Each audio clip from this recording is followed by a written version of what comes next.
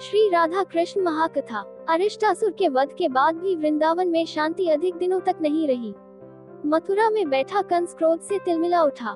उसने कहा, एक के बाद एक मेरे सभी शक्तिशाली राक्षस मारे जा रहे हैं। अब मैं अपने सबसे भयंकर योद्धा केशी को भेजूंगा। केशी एक अत्यंत बलशाली राक्षस था। उसने एक विशाल घोड़े का रूप धारण किया। उसकी हिनहिनाहट से धरती कांप उठती थी और उसके दौड़ने से धूल का बड़ा बादल उठ जाता था। एक दिन केशी तेज गति से वृंदावन में घुस आया। वह अपने शक्तिशाली खुरों से धरती को रौंदने लगा। उसकी गर्जना सुनकर गाय भयभीत हो गईं। ग्वाल बाल श्री कृष्ण के पास दौड़े। वे बोले, कान्हा, ये भयानक घोड़ा पूरे ब्रज में विनाश कर रहा है।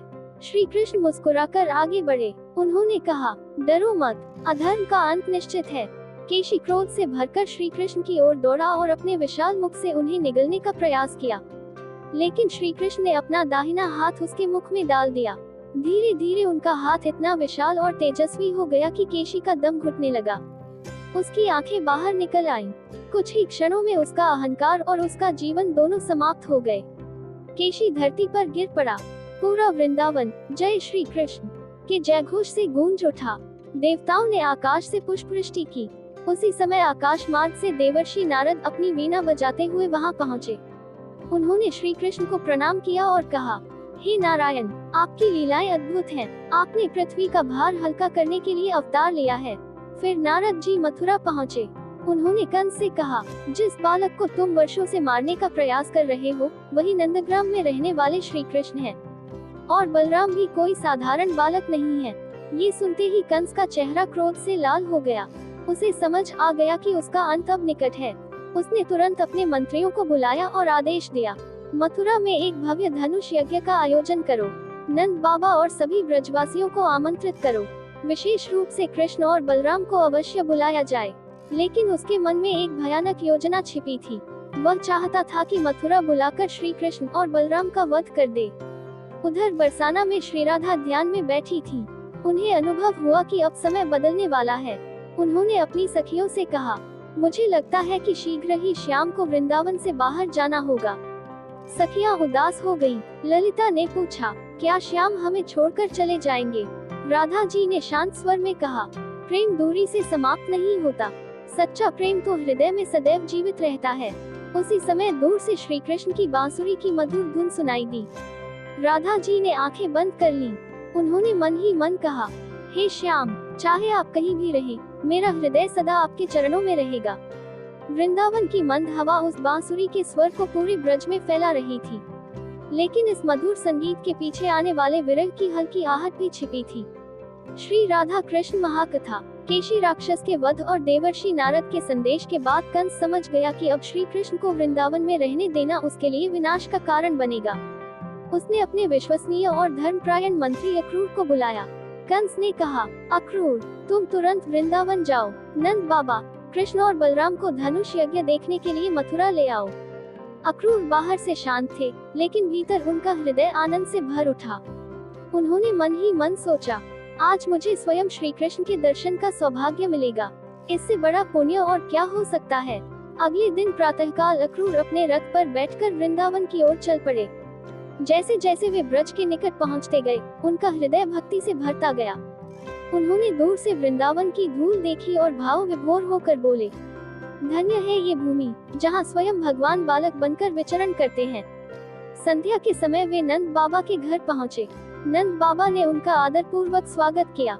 उसी समय श्री कृष्ण और बलराम भी गौचारण से लौटे। अक्रूर ने जैसे ही श्री कृष्ण के दर्शन किए, वे तुरंत उनके चरणों में गिर पड़े। उनकी आंखों से प्रेम के आंसू बहने लगे। श्री कृष्ण ने उन्हें उठाकर प्रेम से गले लगा लिया। उन्होंने पूछा, चाचा जी, मथुरा में सब कुशल तो है? अक्रूर ने उत्तर दिया, प्रभु, कंस ने धनुष यज्ञ का आयोजन किया है। उसने नंद बाबा सहित आप दोनों को मथुरा आने का निमंत्रण भेजा है। श्री कृष्ण सब समझ गए। वे जानते थे कि अब समय आ गया है। जब यह समाचार पूरे वृंदावन में फैला, तो सभी ब्रजवासी उदास हो गए। गोपियां एक दूसरे से कहने लगी, यदि श्याम मथुरा चले गए, तो वृंदावन सूना हो जाएगा। यशोदा मैया की आंखों में आंसू भर आए। उन्होंने श्री कृष्ण को सीने से लगाकर कहा, लाल, तुम इतने दूर कैसे जाओगे? तुम्हारे बिना ये घर कैसा लगेगा? श्री कृष्ण ने उनकी आंखों के आंसू पोंछते हुए कहा, मैया, आपका प्रेम मेरे साथ हमेशा रहेगा। मैं जहाँ भी रहूंगा आपके आशीर्वाद की छाया मेरे ऊपर रहेगी। नंद बाबा ने भी भारी मन से यात्रा की तैयारी शुरू कर दी। उधर जब श्री राधा को यह समाचार मिला तो वे कुछ क्षण मौन हो गई। वे यमुना तट पर जाकर शांत भाव से बैठ गई। ललिता सखी ने पूछा, राधे, क्या आप दुखी हैं? राधा जी ने आकाश की ओर देखते हुए कहा, प्रेम का अर्थ केवल साथ रहना नहीं होता। सच्चा प्रेम तो हर परिस्थिति में अटूट विश्वास बनाए रखना है। उनकी आंखों में आंसू थे, लेकिन चेहरे पर दिव्य शांति थी। उसी समय श्री कृष्ण वहां पहुंचे। दोनों कुछ क्षण मौन रहे। उस मौन में हजारों शब्द छिपे थे। श्री कृष्ण ने धीरे से कहा, राधे, हमारे शरीर भले ही अलग स्थानों पर हों, लेकिन हमारा प्रेम कभी अलग नहीं होगा। राधा जी ने मुस्कुराकर उत्तर दिया, श्याम, जहाँ आपका नाम है वही मेरा हृदय है। मंद पवन बहने लगी, कदम के पुष्प झरने लगे। ऐसा लगा मानो स्वयं वृंदावन इस दिव्य क्षण का साक्षी बन रहा हो। अगली सुबह मथुरा जाने की तैयारी पूरी हो गई। अक्रूर का रथ द्वार पर खड़ा था। पूरा वृंदावन एकत्र हो गया। हर आंख नम थी, हर हृदय भारी था, लेकिन श्री कृष्ण के मुख पर वही शांत और करुणामयी मुस्कान थी। उन्हें ज्ञात था कि अब धर्म की स्थापना के लिए वृंदावन से मथुरा की यात्रा आवश्यक है। श्री राधा कृष्ण महाकथा। प्रातःकाल की सुनहरी बेला थी। वृंदावन में पक्षियों का मधुर कलरव गूंज रहा था, लेकिन उस दिन ब्रजवासियों के हृदय में आनंद नहीं, विरह की वेदना थी। अक्रूर का रथ नंद बाबा के आंगन के बाहर तैयार खड़ा था। श्री कृष्ण और बलराम मथुरा जाने के लिए तैयार हुए। माता यशोदा ने दोनों भाइयों के मस्तक पर चंदन का तिलक लगाया, आरती उतारी और कांपते हाथों से उन्हें गले लगा लिया। उनकी आंखों से आंसू रुक नहीं रहे थे। वे बोली, लाल, जल्दी लौट आना, तुम्हारे बिना ये घर सूना हो जाएगा। श्री कृष्ण ने उनके चरण स्पर्श किए और कहा, मैया, आपका प्रेम ही मेरी सबसे बड़ी शक्ति है। मैं सदैव आपके हृदय में रहूंगा। नंद बाबा ने भी श्री कृष्ण और बलराम को आशीर्वाद दिया। जैसे ही रथ आगे बढ़ने लगा, पूरे वृंदावन की गोपियां मार्ग में आ खड़ी हुई। उनकी आंखें आंसुओं से भरी थीं। वे बोली, श्याम, हमें छोड़कर मत जाइए, आपके बिना वृंदावन कैसा लगेगा। श्री कृष्ण ने प्रेम से उत्तर दिया, जो प्रेम हृदय में बस जाता है, उसे कोई दूरी अलग नहीं कर सकती। मैं सदा तुम्हारे प्रेम में उपस्थित रहूंगा। गोपियां मौन हो गईं। उन्होंने हाथ जोड़कर अपने प्रिय श्याम को विदा किया। राधा और कृष्ण का अंतिम मिलन। रथ कुछ दूर बढ़ा। यमुना के तट पर श्री राधा खड़ी थी। उनके हाथ में एक छोटी सी वनमाला थी। श्री कृष्ण रथ से उतरे। दोनों कुछ क्षण बिना बोले एक दूसरे को देखते रहे। चारों ओर गहरा मौन था। केवल यमुना की लहरों की मधुर ध्वनि सुनाई दे रही थी। राधा जी ने वह वनमाला श्री कृष्ण के गले में पहनाई। धीरे से बोली, श्याम, ये शरीर दूर जा सकता है, लेकिन हमारा प्रेम कभी दूर नहीं होगा। श्री कृष्ण ने उत्तर दिया, राधे, तुम मेरे प्राणों की भक्ति हो। जहाँ मेरा नाम लिया जाएगा, वहाँ तुम्हारा नाम भी पहले लिया जाएगा। दोनों की आंखों में करुणा और प्रेम के आंसू थे। वृंदावन की मंद हवा उस मौन संवाद की साक्षी बन रही थी। यात्रा आगे बढ़ी। दोपहर के समय अक्रूर ने यमुना तट पर रथ रोका और स्नान करने के लिए जल में उतरे। जैसे ही उन्होंने यमुना में डुबकी लगाई, उन्हें एक अद्भुत दृश्य दिखाई दिया। उन्होंने देखा, शेषनाग पर विराजमान दिव्य श्री नारायण हैं। उनके चरणों में देवता, ऋषि और सिद्धजन स्तुति कर रहे हैं। उन्हीं के समीप दिव्य स्वरूप में बलराम विराजमान हैं। अक्रूर विस्मित रह गए। वे तुरंत जल से बाहर आए। उन्होंने रथ की ओर देखा। श्री कृष्ण और बलराम पहले की तरह मुस्कुराते हुए रथ पर बैठे थे। वे पुनः जल में गए। उन्हें वही दिव्य दर्शन फिर प्राप्त हुआ। अब उन्हें पूर्ण विश्वास हो गया कि श्री कृष्ण स्वयं परम भगवान हैं। वे बाहर आकर श्री कृष्ण के चरणों में गिर पड़े और बोले, हे प्रभु, आज मेरा जीवन धन्य हो गया। आपने मुझे अपना दिव्य स्वरूप दिखाकर महान कृपा की है। श्री कृष्ण ने मुस्कुराकर उन्हें उठाया और कहा, अक्रूर, सच्ची भक्ति से देखने वाला हर भक्त मुझे अपने हृदय में पा सकता है। संध्या होते होते मथुरा नगरी के ऊंचे द्वार दिखाई देने लगे। श्री कृष्ण ने एक बार पीछे मुड़कर वृंदावन की दिशा में देखा। उनकी आंखों में प्रेम था। उधर वृंदावन में राधा जी ने भी उसी दिशा में देखा और मन ही मन कहा, श्याम, हमारा मिलन अब हृदय में होगा। वृंदावन की हवाएं आज भी उनकी बांसुरी की धुन को संजोए हुए थीं। श्री राधा कृष्ण महाकथा। प्रातःकाल का समय था। श्री कृष्ण, बलराम और अक्रूर मथुरा नगरी के द्वार पर पहुँचे। ऊंची प्राचीरें, भव्य महल, सुंदर बाजार और विशाल द्वार देखकर ग्वाल बाल आश्चर्यचकित हो गए। मथुरा के लोगों ने जब पहली बार श्री कृष्ण और बलराम के दर्शन किए तो वे उनकी दिव्य छवि देखकर मंत्रमुग्ध हो गए। श्री कृष्ण ने पीताम्बर धारण किया था, सिर पर मोरपंख सुशोभित था और हाथ में बांसुरी थी। बलराम श्वेत वस्त्रों में अत्यंत तेजस्वी दिखाई दे रहे थे।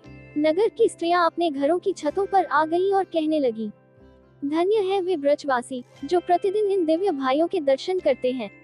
मार्ग में उन्हें कंस का राजधोबी मिला जो राजमहल के वस्त्र लेकर जा रहा था।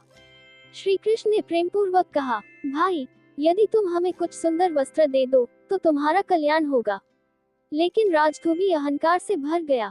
उसने कठोर शब्द कहे, ये वस्त्र राजा कंस के हैं, तुम ग्वालबाल इन्हें छू भी नहीं सकते। अहंकार का परिणाम तुरंत सामने आया। श्री कृष्ण ने उसे दंड दिया। इसके बाद एक विनम्र दर्जी आया। उसने प्रेम से श्री कृष्ण और बलराम के लिए सुंदर वस्त्र तैयार किए।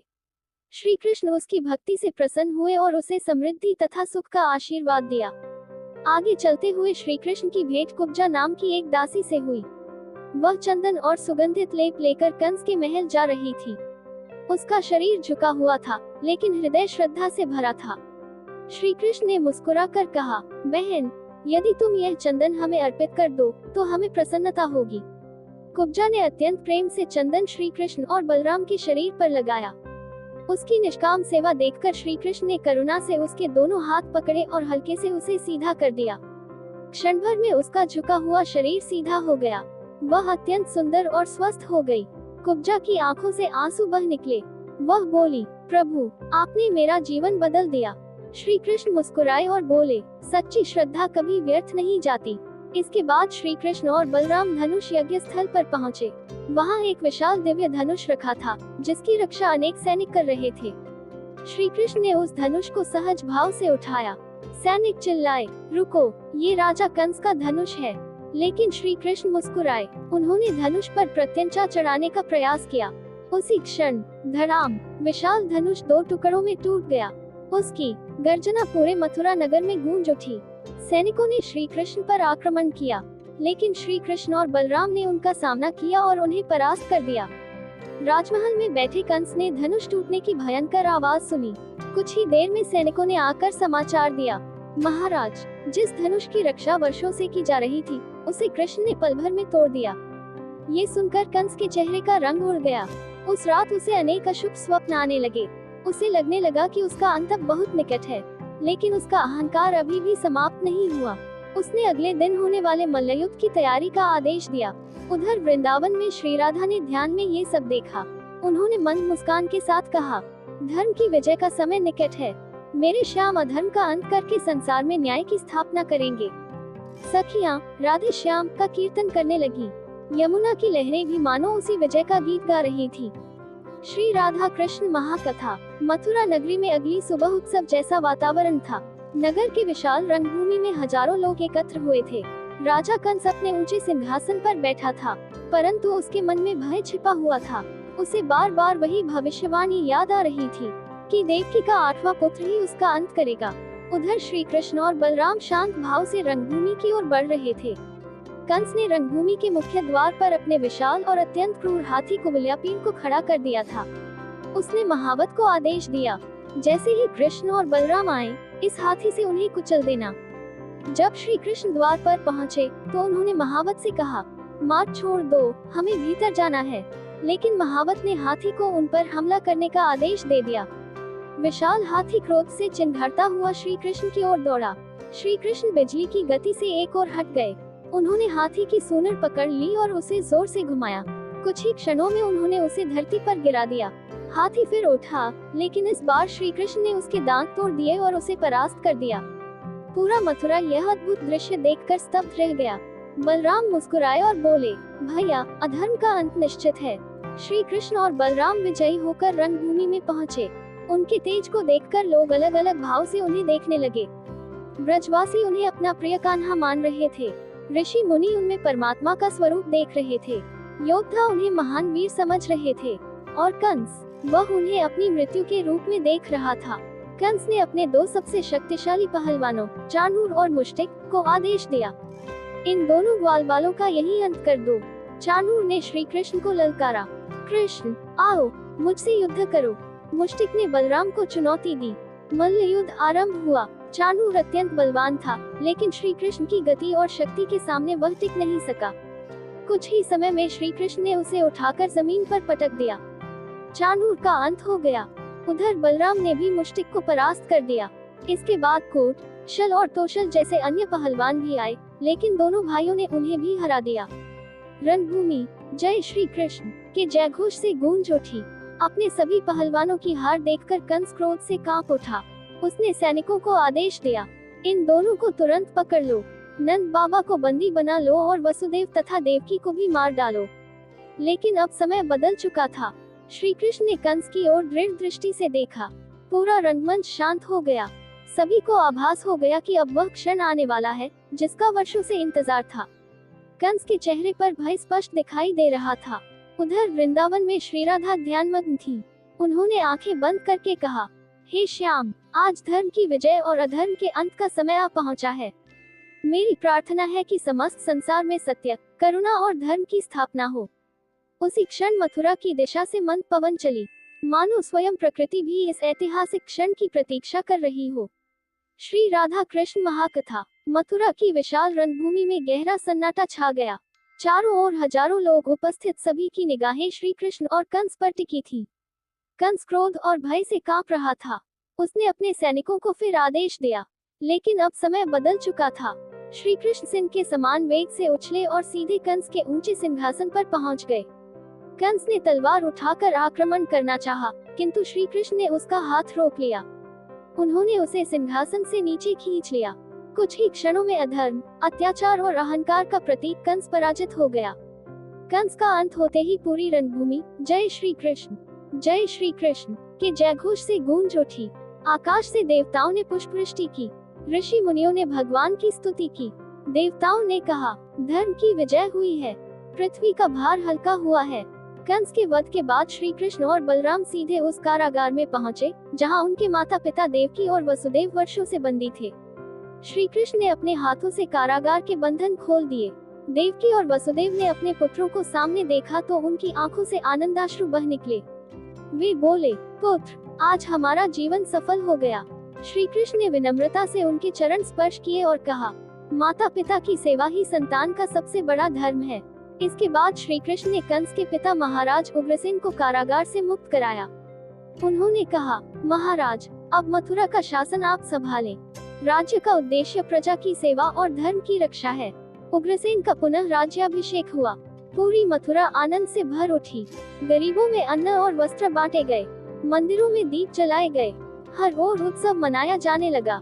उधर वृंदावन में श्री राधा यमुना तट पर बैठी थी। उन्हें ध्यान में ज्ञात हो गया कि श्री कृष्ण ने कंस का अंत कर दिया है। उनकी आंखों में प्रसन्नता और विरह दोनों भाव थे। उन्होंने यमुना की ओर देखते हुए कहा, मेरे श्याम ने धर्म की रक्षा का अपना वचन निभाया। उनका जीवन केवल ब्रज का नहीं, पूरे संसार का कल्याण करने के लिए है। ललिता सखी ने पूछा, राधे, क्या आपको श्याम की याद नहीं आती? राधा जी ने मुस्कुराकर उत्तर दिया, प्रेम दूरी से नहीं टूटता। जहाँ श्री कृष्ण का नाम है, वही राधा का प्रेम है। कुछ समय बाद श्री कृष्ण ने मथुरा के लोगों को संबोधित करते हुए कहा, धर्म का अर्थ केवल पूजा पाठ नहीं है। सत्य बोलना, करुणा रखना, माता पिता का सम्मान करना, गौ और प्रकृति की रक्षा करना तथा सभी प्राणियों से प्रेम करना ही सच्चा धर्म है। उन्होंने आगे कहा, जो निष्काम भाव से अपना कर्तव्य करता है और ईश्वर पर विश्वास रखता है, उसका कल्याण निश्चित है। इस प्रकार श्री राधा और श्री कृष्ण की ये दिव्य कथा हमें सिखाती है कि प्रेम में स्वार्थ नहीं, समर्पण होता है।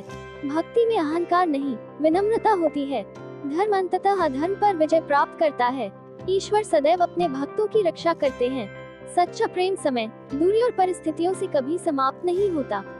राधा और कृष्ण का नाम आज भी करोड़ों भक्तों के हृदय में प्रेम, भक्ति और आशा का दीप जलाता है। आइए हम भी अपने जीवन में प्रेम, सेवा, सत्य और करुणा को अपनाएं। राधे राधे जपो, चले आएंगे बिहारी। प्रेम से जो पुकारे, उसकी सुनते हैं मुरारी। चेरी ब्लॉसम श्री राधे कृष्णार्पण मस्तु। चेरी ब्लॉसम, जय श्री राधे, जय श्री कृष्ण। Folded hands.